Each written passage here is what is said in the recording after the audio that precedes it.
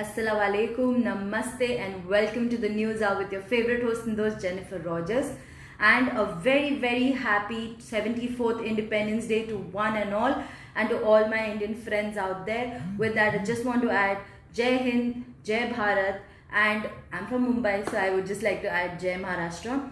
And with that, I have a few updates for you regarding the independence celebration that happened and what PM Narendra Modi had to talk about this. So with that, India celebrates 74th Independence Day today, and Prime Minister Narendra Modi today addressed the nation for the ramparts of the Red Fort, and the exhorted citizens to move towards building an Atmanirbhar Bharat on this India's 74th Independence Day.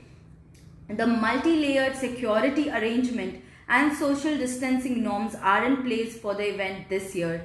So with that, PM also announces the government's plan for the environmental protection. What he said was, from launching projects to conserve the Ganges dolphins and the Asian lions to making Ladakh carbon neutral.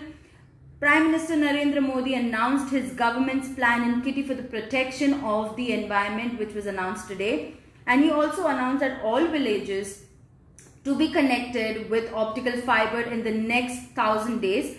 Prime Minister Narendra Modi today announced that the project to connect India over 6 lakh villages with optical fiber network will be completed in the next 1,000 days. Besides, a high-speed internet connectivity via submarine optical fiber cable will be extended to Lakshadweep. In this period, he said, in the last 5 years, 1.5 lakh village panchayats have been connected with optical fiber cable, as said by PM Narendra Modi. Now, there was a full dress rehearsal of 74th Independence Day celebration taking place in various parts of the country amid this COVID-19 situation. Now, soldiers from Indian Army, Navy, Air Force and Security Force personnel also participated in the parade today. The MHA has directed authorities across the country to avoid large gatherings and congregations of people in larger numbers. With preparations for the 74th Independence Day in full swing, a complete dress rehearsal was held in the various parts of the country on Thursday, including the iconic Red Fort in the national capital, ahead of the main event on August 15th. Now this year, the Independence Day event will be celebrated a little differently, ongoing and owing to the coronavirus pandemic. Now the Ministry of Health, MHA, Health Affairs, also released the guidelines to be followed during the occasion following the precautionary measures against the pandemic. Now it is advisory that the MHA had said that this year's program should be organized in a way that the larger congregation of people is avoided completely and the technology is used in the best possible manner for celebrating this occasion. Now there was march, the parade actually happened when the people were marching in mass this year. So amid the downpour in the national capital, tri-service bands in Delhi police marched during the parade today for the 74th Independence Day celebration at Red Fort in New Delhi. Jammu and Kashmir Women Police also held a march past during the parade in the mini stadium parade ground in Jammu. As per the MHA order, the Independence Day celebration in Delhi shall consist of main events which include the presentation of guard honored by the armed forces and the Delhi police to the Prime Minister Narendra Modi at the Red Fort. Now the PM Modi will host the tricolored, accompanied by playing of the national anthem and firing of 21 gun salutes, followed by the PM's address to the nation for the ramparts of the Red Fort. The tricolored balloons will be released at the end. Now meanwhile, the STF Madhya Pradesh marched during the full dress rehearsal for Independence Day celebration at the Motilal Nehru Stadium in Bhopal. There was also a musical performance by the Tri-Served Band. The celebration will be marked by musical performances by the band from the Army, Navy and the Indian Air Force. According to the Defence Minister, security measures have already been intensified in and all around Delhi's Red Fort ahead of the event. Now the performance of military, police bans may be recorded in a place of historic importance associated with the independent movement, and recorded versions therefore may be displayed through large screens, digital media, during public functions or on social media, as said by the MHA earlier in this release. Now with that, this is an attention to all the Indian travelers that are traveling from India to Qatar, as they have put out a list of the approved COVID-19 test centers in India. So if you're in India and you have to do the COVID-19 PCR test, they have put out a list of all the places where you can go and get your test done. So India is one of the countries included in the list of the specific airport in countries needed to present a negative COVID-19 coronavirus medical test, that's a PCR test, to board Qatar Airways flights effective from August 13, 2020. Now Qatar Airways has added all COVID-19 test approved centers by the Indian Council of Medical Research to the list of the test centers approved by the airlines in India. Now the RT-PCR test result will be accepted from any of the ICMR test labs on this website. Now you have to click on that link if you want. Just let me know. I'll put down the link in the comment section so you guys can have a better idea of all the centers. The Indian Embassy has also posted the link of Qatar Airways list of approved centers via Twitter. So if you're following the Indian Embassy on Twitter, I'm sure you have the list already. But if you don't have, please do let me know. I'll put it down in the comment section. I'll leave out the link for you guys so you can check for yourself. And the passengers, now you have to remember, if you're coming from India, the passengers must undergo the PCR test as one of the authorized laboratories. Only the RT-PCR test will be accepted from any of the RCP approved list below. So I just put down the link. It makes life easier for you guys. I'll just put out the link and check it for yourself. Now also there's a travel alert that Hamad International Airport has new arrival procedures to enter Qatar. So as it was earlier said by the Ministry of Interior that they will keep renewing and keep revising the travel plans every 2 weeks. So now there is a change in the procedure to enter Qatar. They have come up with a new plan. So what that is, well, I'm here to help you regarding that. So install Airtra's app mobile application. Now this is mandatory. It's always been mandatory. And fill out health assessment forms and quarantine pledge agreements are mandatory requirement for arriving passengers. So this is never going to change. This is always going to be there. Okay. Now following the gradual lifting of COVID-19 restrictions across Qatar, Hamad International Airport is now applying a newly modified procedure for arriving passengers. Now the airport has customized its procedure based on the categorization of arriving passengers, hence ensuring a smooth return to the country. Now Group 1, okay, let's talk about Group 1. The Group 1 is Qatari citizens and their spouse and children and permanent resident holders. So Group 1 is that. Group 2 includes vulnerable passengers that have certain medical condition and are age 55 and above. That's Group 2. Let's talk about Group 3. Okay, so Group 3 are passengers arriving from low risk countries. These are all Group 3. Okay. Now Group 4, which people are included in Group 4. So passengers arriving from high risk countries are Group 4. Okay. So all arriving passengers will be thermally screened at the airport. Passengers must have an Airtra's mobile application downloaded and installed on a smartphone, which requires a SIM card. Volunteers are available to help set up passengers with the Airtra's app. Smartphones and SIM cards are also available for purchase at the airport. So all passengers must also fill a health assessment form and sign a quarantine pledge agreement, preferably filled prior to the arrival in Doha and submitted upon arrival. Okay. So passengers arriving from high-risk countries will proceed to immigration while presenting their hotel booking to the immigration officer. Now once all arrival formalities have been completed, passengers will be transported to their quarantine hotel with Discover Qatar. So as you all know already that if you want to book a quarantine package for hotel booking, you have to do it only and only through Discover Qatar, right? So All other arriving passengers will be diverted to the designated airport testing facilities where they will receive swab test. Once the test is completed, okay, passengers will then proceed to immigration for entry processing. Now, those passengers can use private transportation to their home quarantine, or the airport's taxi pavilion is also available. So, there's a taxi also available from the airport, or you can use your own vehicle or ask someone to pick you up from the airport.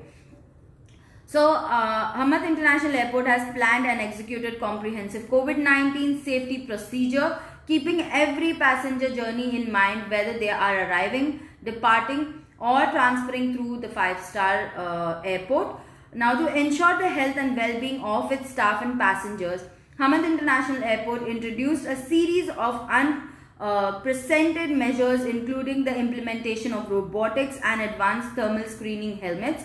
The 5-star airport is keen on the safety of its passengers and employees and continuously cleaning and disinfecting at high contact areas every 10 to 15 minutes. So, hand sanitizers are also readily available for passengers at key locations across the airport. Now, the airport maintains a 1.5 social distance across all passenger touchpoints around the airport through floor markings, signage and distance seating. Okay, so you have to remember all this. Now, after that, COVID-19 cases sadly have again increased in Qatar due to the Eid al-Adha holidays and the failure to adhere to the precautionary measures given by the Ministry of Public Health. So yes, we have sadly failed to follow the precautionary measures as given by the Ministry of Public Health, and we have again increased the number of COVID-19 cases in Qatar due to the Eid al-Adha holidays. So the chair of National Strategic Group on COVID-19 and the head of Infectious Disease Division at Hamad Medical Corporation, Dr.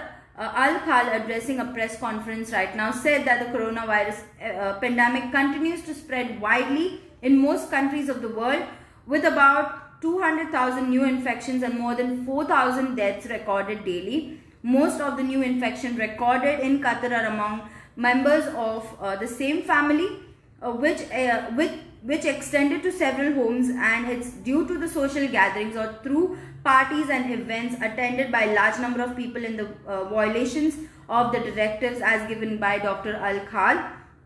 So the youth are the most common group among the virus among which the virus is spreading due to family visits. Now the new cases increased after a period of decline due to the Eid al-Adha holidays and failure to adhere to the preventive measures during the family visits and social gatherings. Now the increase in the infection among citizens and residents who are professionals after the Eid al-Adha holidays is bigger than the increase that happened after the Eid al-Fitr, as said by Dr. Al-Khal. Now, increase in infection may lead to a delay in entering the fourth phase of the lifting of restrictions. So, as you all know, when the phases were announced, it was clearly mentioned that each phase, the lifting of the next phase, is dependent completely upon how we adhere to the precautionary measures given by the Ministry of Public Health. And if we don't follow it and there is the number doesn't decrease, then it will always delay the next phase. So maybe probably the fourth phase will be delayed because there is an increase in the number of infections right now. So they've also said that we may lead to delay in the entering of the fourth phase of the lifting of restrictions. Now daily between 2 to 5 cases of corona require intensive care. Dr. Al-Khal reminded the virus transmission within families member to member has led to several deaths in Qatar. The rate of positive examination of every 100 cases reaching 35% during the peak and decreased at the beginning of the month to 5% before it increased slightly, he noted. School students are required to wear face mask in the classroom, mandatory. So with that also, let me just give you an idea about that. It's now mandatory to wear face mask. Not more than 4 people are allowed in the cars. When you're traveling in Qatar, you cannot be more than 4 people in a car. So the Ministry of Interior on Friday said not more than 4 people, including the driver, are allowed to travel in the car. However, families are exempted from the decision, the ministry said in a tweet published on its official handle on Friday. This is the latest in the series of the precautions that the ministry has advised the public to follow to contain the spread of the COVID-19. The ministry has earlier reminded the people that it was their national and moral duty to adhere to the preventive measures against COVID-19. In a press conference held on Thursday evening, Chair of the National Strategic Group on COVID-19 and Head of Infectious Disease Division at the Hamad Medical Corporation, Dr. Al-Khal stated that the new cases increased after a period of the decline due to the Eid al-Adha holidays and failure to adhere to precautionary measures during family visits and social gatherings. With that, also, the phase 4 of lifting restrictions to be delayed of the infection rise in Qatar, and mask is mandatory now for all school-going children. So they have to wear a face mask must. The senior state health official on Thursday warned if the rate of the COVID-19 infection is increased in Qatar in the next couple of days, the government will delay the 4th phase of easing of restrictions. Now the 4th phase is set to start in September. Addressing a press conference in Doha, the chair of National Strategic Group on COVID-19, Dr. Al-Khal said the Qatar was closely monitoring the 9 indicators showing the extent of virus transmission in the country. If they indicate a wrong, and now it has indicated a worrying increase. Now the Ministry of Public Health has recommended the government to delay the transition of the 4th stage. He also added, Dr. Al-Khal said students are going to school will require to wear face masks in the classroom. He also called on people going to malls and supermarkets to wear face masks to maintain a distance of at least 1.5 meters in all directions from one another. He urged them to use hand sanitizers and disinfectants and shorten the period of stay in shopping malls and shopping centers to avoid congestion at entry and exit, while cautioning the world may have to live with the virus. Dr. Khal said a vaccine for the pandemic is expected to be available before the end of the year. So with this, I'm done with all the updates for today. Thank you so much for logging on to Qatar Day.